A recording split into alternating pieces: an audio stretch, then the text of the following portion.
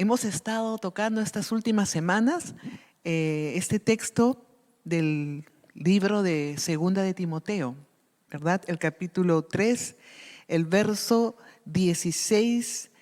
Toda escritura es inspirada por Dios y útil para enseñar, para redarguir, y hoy día nos toca para corregir. Evidentemente este versículo es todo un entero que nos enriquece y que nos llena y nos hace pensar aún qué es lo que tenemos que hacer nosotros en este tiempo. Cuando Pablo hablaba con Timoteo, con su fiel discípulo, ¿verdad? Le dice varias veces en la carta, tanto en primera como en segunda de Timoteo, mi amado hijo, ¿no? Pablo le tenía un cariño muy especial a este discípulo suyo, a este hijo espiritual que había visto crecer y que había visto desarrollarse y que ahora estaba a cargo de un grupo de fieles cristianos, tenía una iglesia, y Pablo ante la pronta partida, que él sabía que podía morir en cualquier momento, quería dejarle a su discípulo todos los consejos que él pudiese darle para que pudiese manejarse Timoteo de la mejor manera. Así que en este capítulo 3, él le está rogando, le está aconsejando, le está diciendo a Timoteo que se mantenga en la sana enseñanza, se mantenga en la correcta enseñanza. ¿No? Uno diría, pero ¿por qué no hay otras cosas más que se le pueda decir? Pablo veía que esto era importantísimo por los tiempos que estaban viviendo. Era como que le dijera aquí, como vemos en esta vista: Timoteo, hijo mío, serán tiempos difíciles. ¿Qué es lo que tienes que hacer? Mantente fiel a la palabra de Dios, ¿no? Pablo había señalado en versículos anteriores que había una influencia destructiva de una enseñanza falsa o de muchas enseñanzas falsas que se habían levantado, y le estaba advirtiendo a Timoteo que la oposición a la verdad de Dios, iba a continuar, iba a seguir, y no solamente iba a ser así superficial, no, se iba a poner más intensa, cada vez se iba a poner más intensa. Pero Timoteo, este siervo de Dios, este hijo del Señor, no debía sorprenderse ni desalentarse ante lo que estaba por venir. Qué difícil, ¿no? Qué difícil pensar de que uno no se va a desanimar frente a una realidad terrible que está viviendo y que aún nos dicen nuestros viejos que empeorará, ¿no? Solamente nos miramos a veces ante nuestras propias realidades y nos causa temor pensar de lo que puede venir mañana, de qué sorpresa nos trae el futuro a veces, ¿no? Pero miren lo que decía aquí Pablo: no te debes sorprender. ¿Por qué? ¿Por qué no te debe sorprender, Timoteo? Porque Cristo y sus apóstoles ya lo habían dicho claramente a tiempo atrás, que vamos a vivir tiempos de conflictos, tiempos donde el bien, el mal, la verdad y el error van a convivir y van a desestabilizar a muchos de los escogidos. Y también le dice que no debía desalentarse, porque al final de todo la verdad de Dios iba a triunfar. Aun cuando nosotros podamos ver cosas terribles y situaciones que parece que se nos pierden ahí en el camino, al final la verdad de Dios va a triunfar. Y como dice la misma palabra de Dios, los enemigos de Dios van a ser avergonzados. Entonces, Pablo le está diciendo, versículos antes, que antes de la venida del Señor van a tener tiempos peligrosos.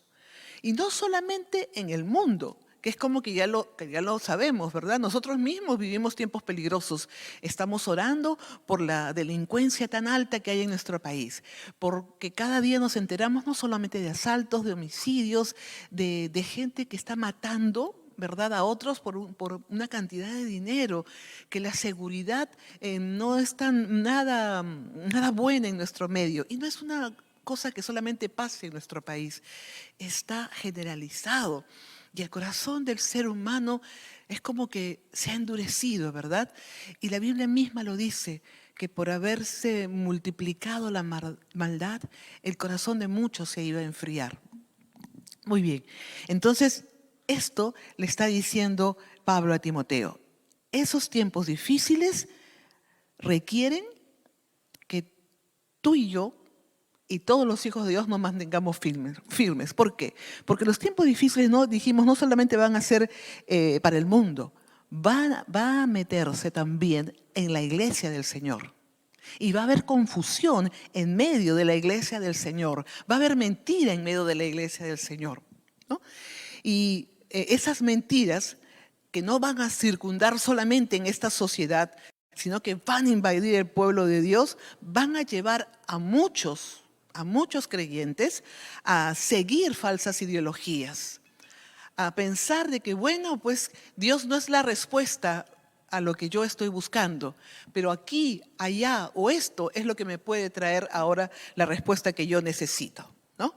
Y es por eso que Pablo repite constantemente. Ustedes al leer en 2 de Timoteo y también 1 de Timoteo van a ver a un Pablo insistente en esta verdad. Persiste, mantente firme, sé fiel por favor a las sagradas escrituras, a la verdad. Y en esta última parte dice, tú persiste en esas escrituras que te pueden hacer sabio para salvación por la fe en Cristo Jesús. Ahora nos preguntamos, ¿por qué le está diciendo esto? ¿Acaso Timoteo no era ya un hijo de Dios? ¿Acaso Timoteo no era salvo? Es más, era un pastor, ¿verdad? Así que Timoteo era salvo, es verdad, había recibido a Cristo años atrás, lo había reconocido como su Salvador, lo había reconocido como su Señor, pero como dice la Biblia misma, todo hijo de Dios debe cuidar ese regalo, esa gracia que Dios nos ha dado, la salvación que Cristo ha ganado en la cruz a nuestro favor, debe ser cuidada con temor y con temblor hasta que lleguemos al hogar celestial. En medio de este mundo nos vamos a enfrentar a un montón y un sinfín de cosas. Y tenemos que permanecer firmes, luchar y avanzar a un contracorriente en medio de todo este bagaje de cosas que nos quieren apartar de la fe. Pablo le decía a su amado hijo espiritual que no solo la palabra de Dios nos lleva al conocimiento de Dios para ser salvos, sino que la palabra de Dios también nos capacita para crecer y madurar y vivir con sabiduría aquí en esta tierra, que es importante, no es vivir por vivir, ¿no? Ya soy salvo y no importa lo que venga más adelante, porque yo voy a vivir como puedo. No, es que esa salvación la cuidemos y que ese enriquecimiento en la palabra para conocer a Dios, porque la palabra nos revela a Dios, ¿verdad? Nos revela sus propósitos, lo que Él quiere para nosotros, eso nos va a capacitar para que crezcamos interiormente, para que maduremos y para que podamos vivir sabiamente en medio de este mundo. Y entonces, como habíamos estado viendo las semanas anteriores y lo repetimos, lo primero que le dice, mira, sigue fiel a la palabra. ¿Por qué? Porque la palabra que viene de mi boca para ustedes es útil, ¿no? ¿Es útil para qué? Para enseñar, lo vimos la primera semana. En segundo lugar, para redarguir, para convencer de pecado. Y en tercer lugar, lo que queremos ver ahora, para corregir, para corregir. Ahora, cuando estábamos leyendo y buscando el significado de corrección, que seguramente muchos de ustedes pueden acceder a ese significado, ¿no?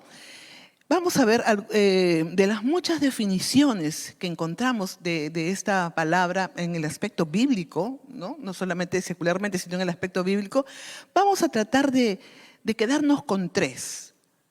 Porque gracias a Dios, cuando hemos estado escuchando el tema de la enseñanza y el tema del redarguir, que es útil para redarguir, nos han dado bastante riqueza, bastante material para que nosotros podamos poner en práctica en nuestra vida. Entonces vamos a tratar de ampliar un poquito mirando tres aspectos de lo que a corrección se refiere.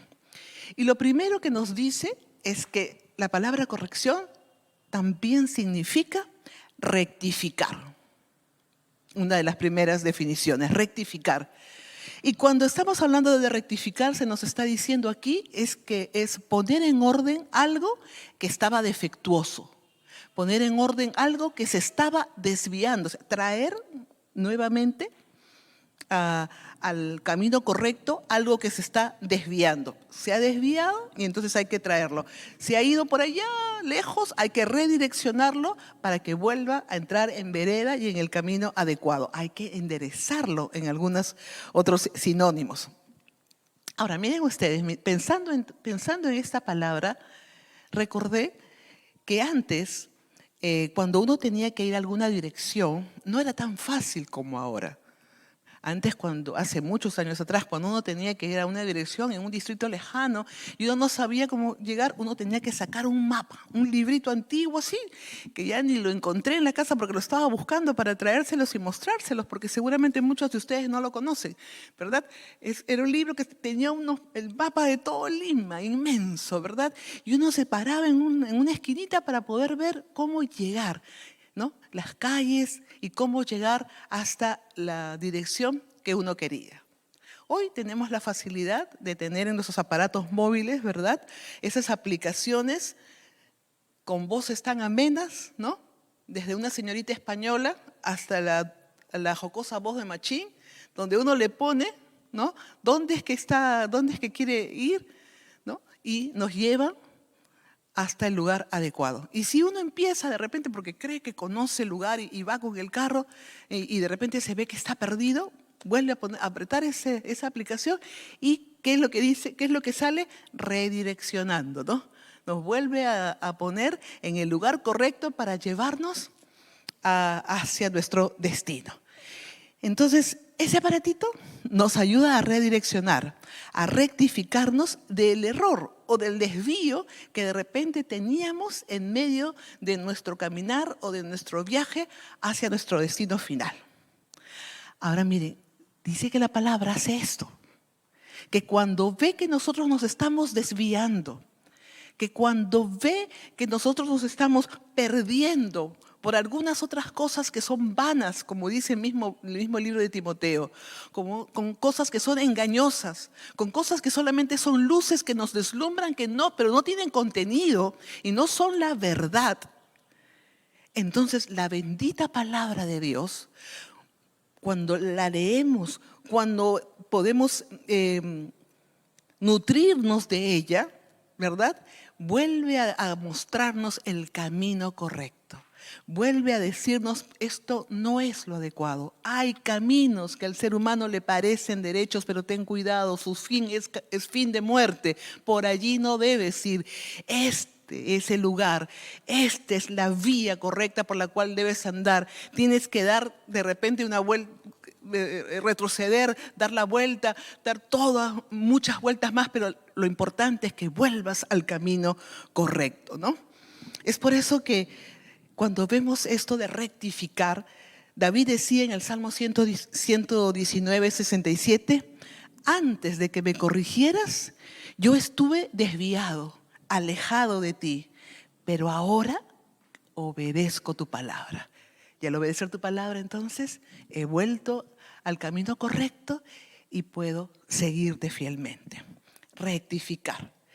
Vamos a la segunda definición. Restaurar. Restaurar. Y cuando vemos la palabra restaurar, el significado es volver al estado correcto. Volver al estado inicial o al estado original de algo. Pero no solamente volver al estado original. Dice que lo que vuelve a su estado original experimenta tal crecimiento que en muchos casos mejora hasta el punto de llegar a ser superior al estado inicial. Y yo pienso en el aspecto divino que Dios hace en nosotros, que cuando el Señor restaura nuestras vidas, no solamente nos volvemos a ser como antes, sino volvemos al diseño original, a la razón por la cual fuimos creados. Y entonces ahí vamos a poder vivir y movernos con tanta facilidad y libertad, porque sabemos quiénes somos, sabemos para qué estamos y entonces nuestro camino es mucho más seguro. Ahora, esta palabra restaurar también es muy usada cuando sucede algo a nivel físico. Lo usan los médicos y lo usan también los pescadores. Los pescadores lo usan, y ahí tenemos la fotito, ¿no?, de esa red, cuando reparaban sus redes. Y la reparan, ¿verdad? Porque evidentemente las redes tienen huequitos y por ahí se van a salir los pececitos y entonces no va a cumplir su función. Tienen que repararla de tal manera para que vuelva a su estado original y de repente hacerla de tal manera mejor para que pueda cumplir su objetivo. ¿Por qué lo usan los médicos? Cuando quieren reducir una fractura.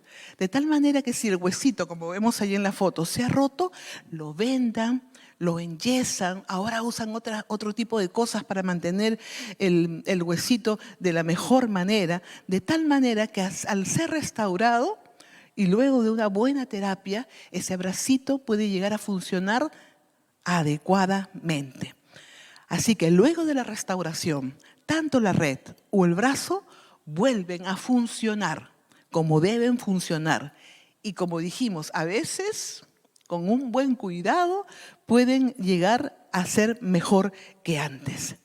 Ahora, la palabra hace este efecto en la vida del ser humano, de aquellos que diligentemente no solamente la leen para poder calmar sus conciencias durante el día, no solamente la repiten, sino que la leen, la meditan, la interiorizan, la forman parte de su vida, se deleitan en ella y la obedecen y la aplican en todas las áreas. Y eso hace entonces que pueda desarrollarse la persona de mejor manera. Ese es el efecto que hace la palabra de Dios. Por eso que en Lamentaciones Jeremías decía: oh Dios de los ejércitos, restáuranos y vuélvenos a la gloria de antes, aquella que gozábamos junto a ti. Y vuélvanos a la gloria de antes, aquella que gozábamos junto a ti, porque al lado del Señor podemos ser quienes debemos ser, quienes vamos a hacer lo que Dios pensó de nosotros. Y cuando somos lo que Dios pensó de nosotros, qué maravilla es poder vivir así. Pero hay una tercera definición de corrección. Vimos entonces que la primera, rectificar o redireccionar; restaurar, la segunda, y la tercera es reformar. Y cuando estamos hablando aquí de reformar, es cuando se nos dice que la palabra de Dios conduce entonces a una corrección o una enmienda de vida y de carácter. Está hablando de transformación, está hablando de cambio, ¿no? Está hablando de cambio. Y el significado aquí es que la palabra de Dios es un medio poderosísimo de reforma, es un medio poderosísimo para poner al ser humano en la condición correcta, básicamente en la condición moral. Porque cuando un hombre es íntegro internamente, todo lo que pueda hacer entonces tendrá ese sello. No es al revés, no es al revés, es preocuparse por su ser interior, su vida moral, su vida espiritual, para que entonces el resto pueda ser teñido con esa integridad que tiene, ¿no? Después de todos los medios que se han empleado para poder reformar al ser humano, ¿verdad? Para reformar al ser humano. Se han hecho tantas cosas. Yo no sé qué cosas habrán hecho en la familia para poder cambiar a alguna persona que de repente en la casa tenían algún vicio. Antiguamente, pues si alguno fumaba mucho y la mamá quería quitarle el vicio, la abuela quería quitarle el vicio, le daba rocoto, le daba café con sal, le daba cosas que le dé cólera o le dé asco para poder quitarle. Ahora hay otras alternativas mucho más modernas, pero por mucho adelanto que haya y que hayan intentado cambiar la conducta del ser humano, ¿verdad? A pesar de todas las innovaciones que hay sobre la salud, sobre cómo ser feliz, sobre cómo ser mejor líder, sobre cómo ser más honorable o cómo tener más larga vida, al final todas tienen un tiempo. Todas tienen solamente una aplicación momentánea. La Biblia, la palabra de Dios, sigue siendo el medio más poderoso y más efectivo para aquellos que han caído en un estado deplorable y aún en un estado adictivo. La Biblia, la palabra de Dios, es capaz de transformar el corazón del ser humano y volverlo realmente una nueva criatura. Ninguna reforma es permanente, recordemos eso, si no se basa en los principios de la palabra de Dios. Por eso que el Salmo 19:7 nos dice, la ley de Jehová es perfecta. ¿Por qué? Porque convierte el alma. La ley de Jehová nos da vida nueva. El testimonio de Jehová es fiel, es verdadero, porque hace sabio aquel que es sencillo, aquel que no sabe. Los mandamientos de Jehová son rectos y esa rectitud alegra el corazón, trae vitalidad, trae esperanza, trae nuevamente ganas de vivir. El precepto de Jehová es puro. ¿Y qué hace? Alumbra los ojos. Si estaba ciego, ahora veo. Si antes no me daba cuenta de algo, ahora sí puedo percibir y diferenciar entre lo bueno y lo malo. Y de lo bueno, lo mejor, para poder vivir conforme a los principios del Señor. Y esa palabra de Dios dice, también me sirve de advertencia.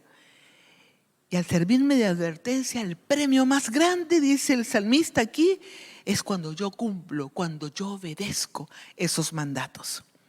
Entonces miremos nuevamente, ¿qué hace la palabra? ¿Qué hace la corrección? Nos reforma, nos transforma, nos restaura, nos vuelve al estado original, al diseño original, a lo que Dios pensó para cada uno de nosotros. Rectifica, pone orden de lo que estaba defectuoso o desviado, nos redirecciona y nos vuelve al camino correcto. Ahora, ¿cuáles son las implicancias de esta corrección? Porque uno dice, qué lindo, yo quiero ser corregido por el Señor. El problema es ese, que hay implicancias en medio de la corrección. Y la corrección no va suave.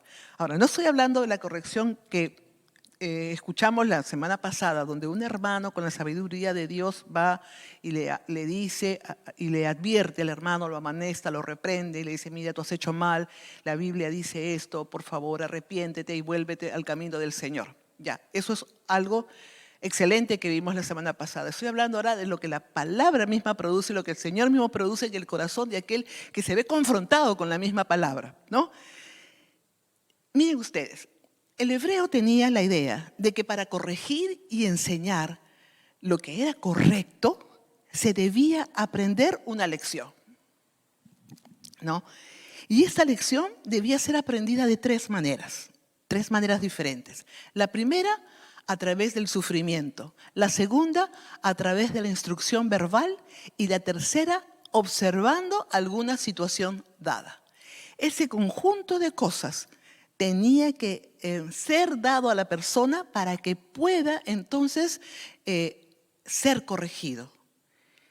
Y como resultado de esa corrección, aprender y cambiar, ¿no? Evidentemente, a través de la experiencia del sufrimiento.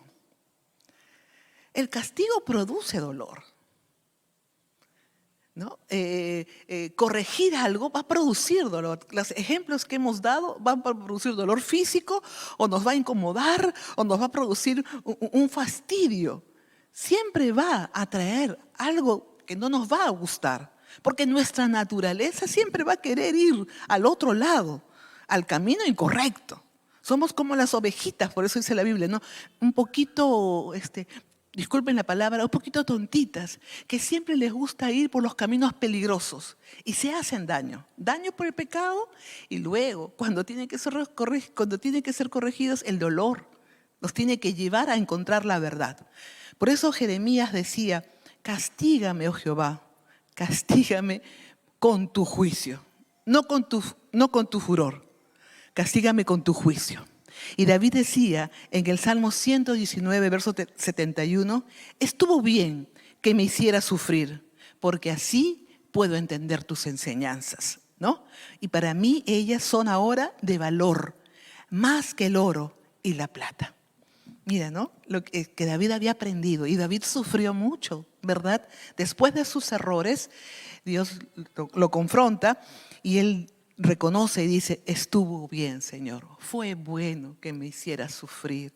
Fue bueno la aflicción, porque así recién yo he podido entender tus enseñanzas. Mientras todo estaba bien, yo no disponía mi corazón para poder recibir ni la corrección ni el consejo, menos la amonestación.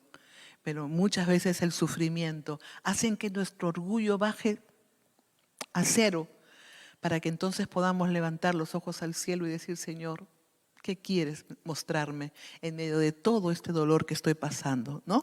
Y el Nuevo Testamento mantiene la idea en Hebreos 12, cuando el Señor le dice, al que amo, disciplino.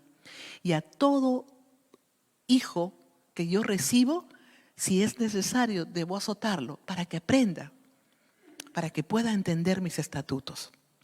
Ahora, también dice que la corrección implicaba instrucción verbal. Había que escuchar. La palabra palabra de Dios es eso. Es la voz de Dios hablándonos a nosotros. Es diciéndonos, aconsejándonos y guiándonos por el camino correcto. Por eso el salmista en el Salmo 16 decía, bendeciré a Jehová que me aconseja, que me instruye. Y lo hace aún en las noches, aún en medio, le enseña mi conciencia, ¿no? Y Timoteo 4:12 dice, ocúpate de la exhortación y de la enseñanza.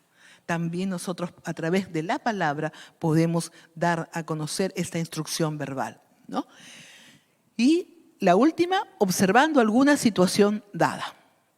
El pueblo de Israel tenía historia, mucha historia, para poder saber qué eran las consecuencias por alejarse de los estatutos de Dios, cuáles eran las consecuencias y los dolores de cabeza que ellos habían tenido por ser desobedientes.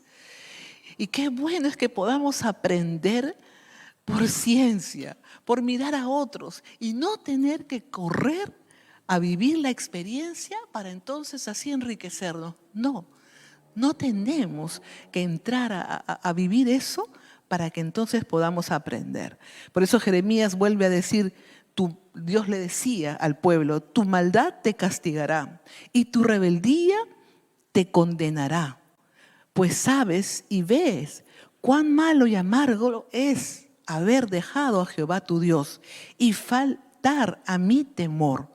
El Señor le estaba diciendo, tú sabes que es malo, tú sabes todas las consecuencias negativas que trae eso, pero igual no aprendes, ¿no? Es mejor aprender por situaciones que otros han vivido o por situaciones que Dios nos dice o por lo que la palabra nos relata para no volver a caer en aquello que desagrada al Señor. Y al final vemos el tercer punto, el propósito de la corrección. Nos lo muestra el verso 17. A fin de que el hombre de Dios, ¿qué dice? ¿Por qué tenemos que ser enseñados? ¿Por qué tenemos que ser redarguidos, corregidos, instruidos? Para que el hombre de Dios, porque recuerden que primeramente esta carta estaba hecha para Timoteo, ¿no? Pero puede ser aplicada a todos los hijos de Dios, para que el hombre de Dios y podemos decir la mujer de Dios también sean perfectos.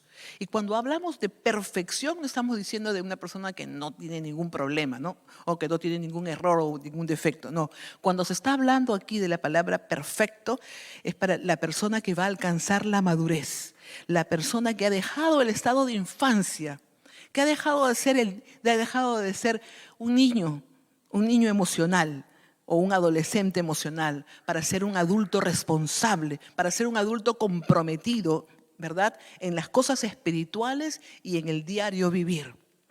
Y la segunda cosa, para que sea preparado ¿Preparado para qué? Para toda buena obra. La Biblia nos capacita para poder hacer la voluntad de Dios. Cuando Dios nos dice que nosotros debemos hacer la voluntad de Dios, no nos deja nuestra suerte. La misma palabra nos instruye, nos da los recursos necesarios para que nosotros podamos cumplir con esa voluntad de Dios. Y esa voluntad es buena, agradable y perfecta.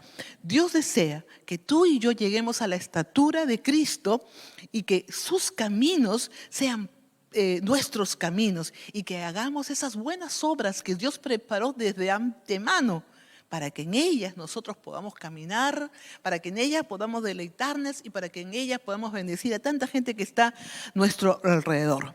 Timoteo entonces, como tú y yo, tenía recursos para mantenerse fiel y ayudar a sus hermanos a vivir así, manteniéndose firme en la palabra de Dios. Recordemos que Pablo había hablado a Timoteo en este libro de una manera muy personal. Y eso hacía que sea tan sentida estas palabras de Pablo. Pablo le recordaba que aún cuando habían días malos, cuando iban a venir tiempos peligrosos, tiempos aún de apostasía en medio de la iglesia de Dios, ¿verdad? El recurso para él y el recurso para la iglesia del Señor vendría de estar firmes en la palabra de Dios. Vendría de allí, porque la palabra de Dios es la única que puede satisfacer adecuadamente cada necesidad que el ser humano tenga.